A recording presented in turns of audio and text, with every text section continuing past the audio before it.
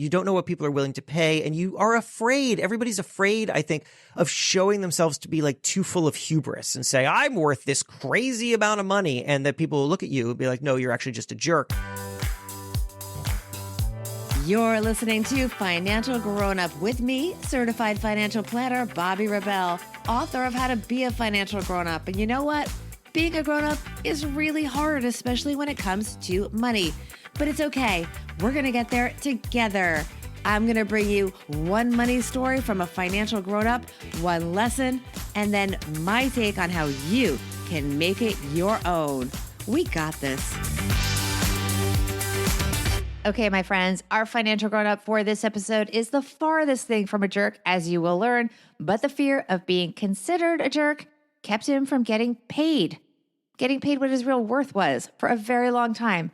And trust me, I get it. I have been there. I still feel like I'm there sometimes, even now. And I think if we're all being honest, we've all been there. Jason Feifer is a man of many job titles. He is the editor-in-chief of Entrepreneur Magazine. He's previously been at a lot of other top publications, including Men's Health and Fast Company. Jason is also the host of not one, not two, but 3 podcasts, including Hush Money. He co-hosts that, by the way, with previous Financial Grown-Up guest, Nicole Lapin. We'll leave a link to her show in the show notes. Definitely check out her episode. His other podcasts include Pessimist Archive and Problem Solvers. And in his spare time, he wrote a book with his wife. It is called Mr. Nice Guy. He does a lot. He has some great stories and some fantastic lessons to share, including a very candid confession. Stay to the end. Here is Jason Feifer. Hey, Jason Feifer, you're a financial grown-up. Welcome to the podcast. Hooray. Thanks for having me. I'm so excited you're here. I am a huge fan of one of your 3 podcasts, Hush Money. Thank you. I haven't gotten to the other ones yet. That's okay. But you co-host it with one of our other financial grown-ups, Nicole Lapin. It's so great. You're also, by the way, the editor-in-chief of Entrepreneur Magazine. What don't you do, Jason? What don't I do? I guess I don't see my kids as often as I should. That's not really true. I'm a perfectly fine father, I think. But yeah, no, I feel stretched in every possible direction.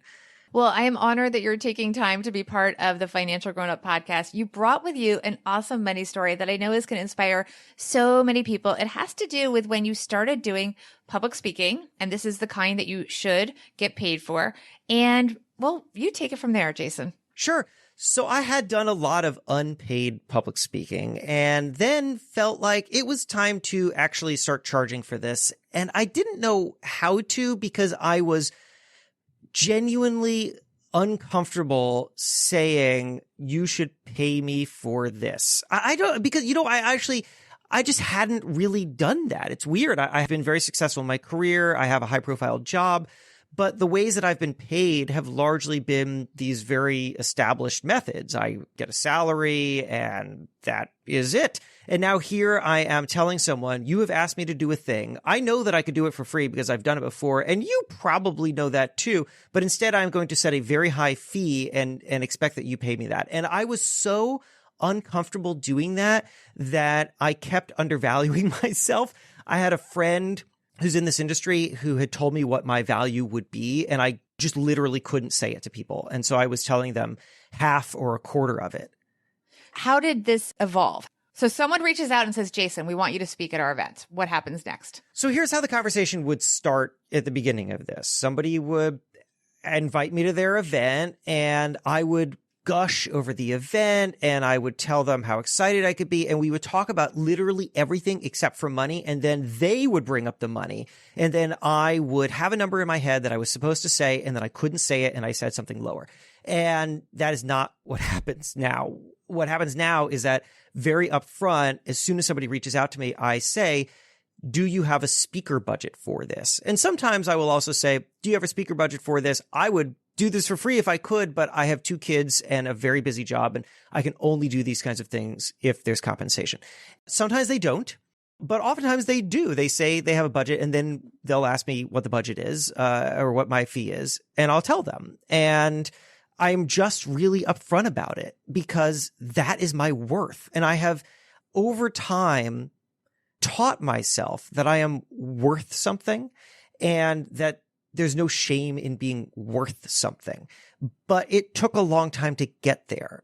What was the tipping point? So the tipping point was actually my wife getting extremely annoyed that I was leaving New York to go speak at these things and not getting as much as she thought I probably could get.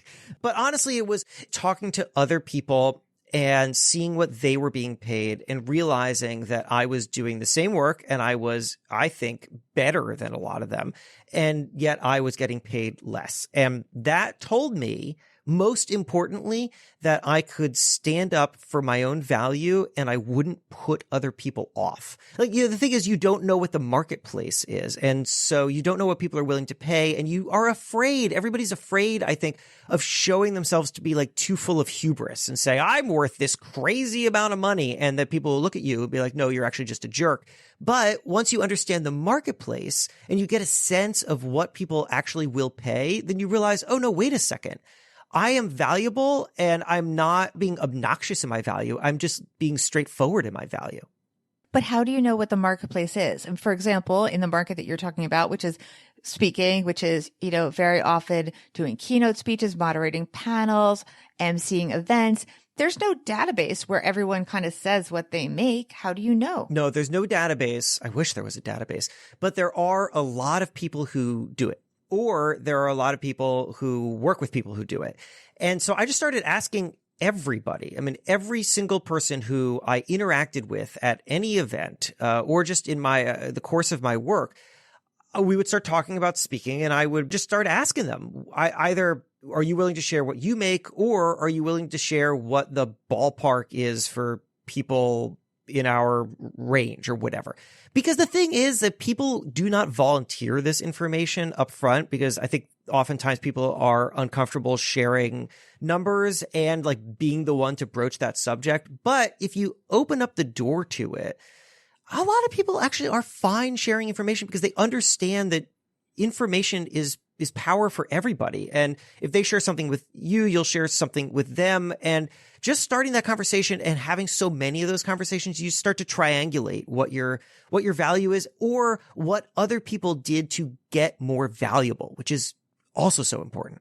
So what was that? What did people do to get more valuable? Well, one of the things that they did is that they did a lot of add-ons. That was not something that was intuitive to me. So you would go to an event and you'd find some fee, but then you would start upselling people. Like you'd be like, I'd be happy to come in the evening before and have a dinner with your sponsors or whatever. I'm around. Is that something you'd be interested in? Because we could just, throw on an additional fee for that. And people are happy to do it. And that's how I've upped my fee often for, taking time that I would be, what else would I be doing? I might as well be having dinner with somebody and making a little extra money. But yeah, it was a lot of add-ons. I found that the key to the add-ons is not just that you're willing to do stuff, but that you're showing them that you're invested in them and invested in helping their whatever it is be as successful as possible. And so here they have an asset. The asset is you. And there are two ways that asset could be. It could either somebody who just blows through and doesn't really care and just collects the check, or someone who says, hey, I'm invested. I care. I want to do what's great for you. It's going to cost a little bit more, but I'm there and I want to do it. And I think that they also want to pay me just because they like me. And that matters. How do you handle it when someone says, I don't have the budget that you're asking for? So I take it on a case by case. Is it something that I really want to do? Is there some other value that I can extract from them? Because sometimes there is. I could, for example, say, oh, I'll do it for this lesser fee that you're offering, but can you buy copies of my book? Can you buy some subscriptions to the magazine for people who are attending? Can you give me the email addresses of everyone in attendance so that I can follow up with them and maybe get them to sign up for my newsletter or whatever? If there's something that makes sense for me for other reasons and it doesn't really put me out, I'll do it for a little less. So what is the lesson for our listeners from your story? The lesson is lead with value and be confident in your value. I hear from people a lot, if I could just kind of turn it around as me as a recipient of people pitching, I hear from people a lot who want a lot of things from me. They're pitching me because they want me to write about their company, or they're pitching me because they want me to assign them a story or whatever. And a phrase that they use all the time, I literally just wrote about this in the magazine. A phrase they use all the time when they write to me is, let me know if you ever need a ... Let me know if you ever need a writer. Let me know if you ever need a good story. Let me know if you ever need a customer service solution or whatever it is. And that is a terrible, terrible way to pitch yourself because it actually puts the sales onus on me, the person who's supposed to be sold to. Right now, I have to research them and go back to them and say, oh, you know what? I actually do. Here's the thing. Nobody ever just needs a blah, blah, blah. Like they never do. I am full of writers. I am full of stories. I don't need any more of them. So why would I take any more of them? Because if somebody comes to me and isn't shy about their value and is instead value forward, if they understand what I'm looking for and what kind of value they can provide to me, if they're upfront about that and good at communicating that, then I see the value and I want the value. Such great advice. Let's move on to your everyday money tip because Jason, you're being very brave. You're going to admit to having done something that you're no longer doing, right? Right. That cost you thousands of dollars. Thousands. Tell us your everyday money. Thousands of dollars. Oh my goodness. I know. I'm so embarrassed and annoyed that I have done this. It is the most basic piece of advice. Look at your statements every month, like go through them line by line, your credit card statements. There were some services that I had signed up for that I either forgot about, or in one case, it was a fairly expensive service that I thought I had signed up for a month of, but it turns out it was a recurring fee. Oh my gosh. And that's like your worst nightmare. And can you get them to refund a few months back at least? Is there any recourse at that point? I mean, because you clearly weren't using it. Do you want to tell us what kind of thing it was? Like, was it a really expensive magazine, Jason? No, yeah. It was like a social media management thing. It was $400 a month. Oh my God. I know. Oh my God. How many months did this go on, Jason? 10. You didn't catch a $400 charge for 10 months? No. Jason. I didn't. I know. It's awful. It's awful. And now you're like, what kind of completely irresponsible financial person is this? And the answer is that I do too many things myself. And I have a number of different income streams from speaking and podcasting, and I'm just throwing it all into the same account. And I just wasn't being mindful of where the number was. And so there was this giant hole being poked in my finances, and it was just pouring out $400 a month. I contacted the company, and they were not really willing to be helpful. And I got in touch with the head guy, and he just kept putting me off. And I can tell what's happening, which is that he's hoping that he is going to wait me out and that I'm going to just kind of give up on this and forget about it. And so I literally have on my reminders app that tells me all the things that I should be doing. One of them is to keep texting this guy. So this is unresolved right now. So you're It's unresolved right now. You're not paying ongoing, but you've now paid 10 months. You've paid $4,000. That's right. This company, right? And I proposed a deal to them too. And I just, I haven't gotten the money back. I'm a little resolved to just eat it as a very, very expensive lesson in keeping tabs on your credit card forms. But I am also going to text this dude for the rest of my life, demanding my money back. I think you can automate that. So you're going to unautomate, Jason's going to unautomate his bill paying, and he's going to automate. I'm sure there's an app you can download that can charge you another monthly fee to automatically text this guy. I'm going to text him for you too. All right. Before I let you go, tell me more about the projects you're working on over at Entrepreneur and all of your podcasts and where people can follow you and learn more about you. Oh my God. Well, I'll try to keep it brief because I have too many of them. But anyway, Entrepreneur Magazine. It's a great magazine. You should check it out, entrepreneur.com. Also, Hush Money, as you said, thank you so much. This podcast in which each episode, Nicole Lappin and I debate a question about money in life that people should talk more about but don't. Things like, should you loan your friend money? Or when is debt a deal breaker? Or how old is too old to be taking money from your parents? And so on. And then we bring on a celebrity judge to decide who's right. So check that out. And then I very quickly have two other podcasts. One is called Problem Solvers. It's a show about entrepreneurs solving problems in their business. And then the other is Pessimist Archive, which is a history of why people resist new things. Love it all. And your social handles? At Hey Feifer. So at Hey Feifer on Instagram and Twitter. And that's HEYFEIFER. And I do respond to all DMs. So feel free to reach out.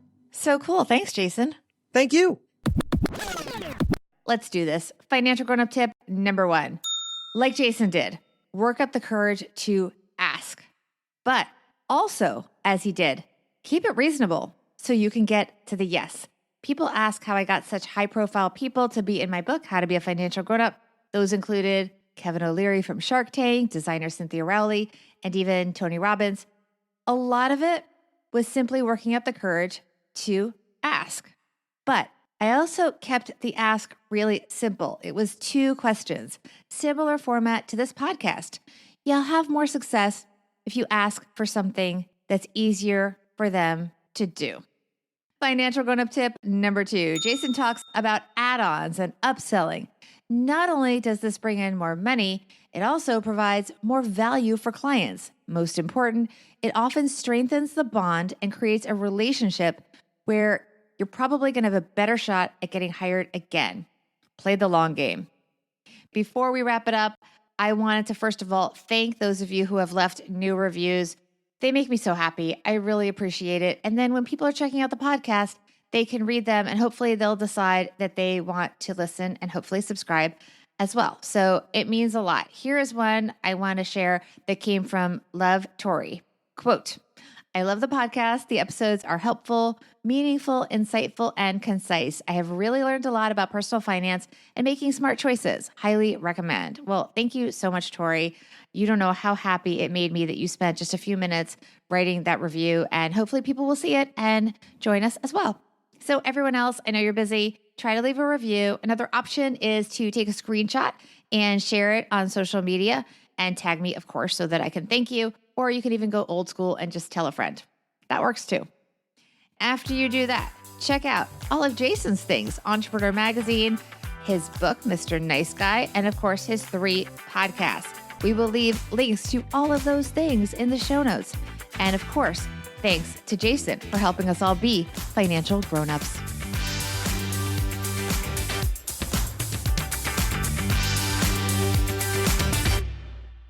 Financial Grown-Up with Bobby Rebell is edited and produced by Steve Stewart and is a BRK Media production.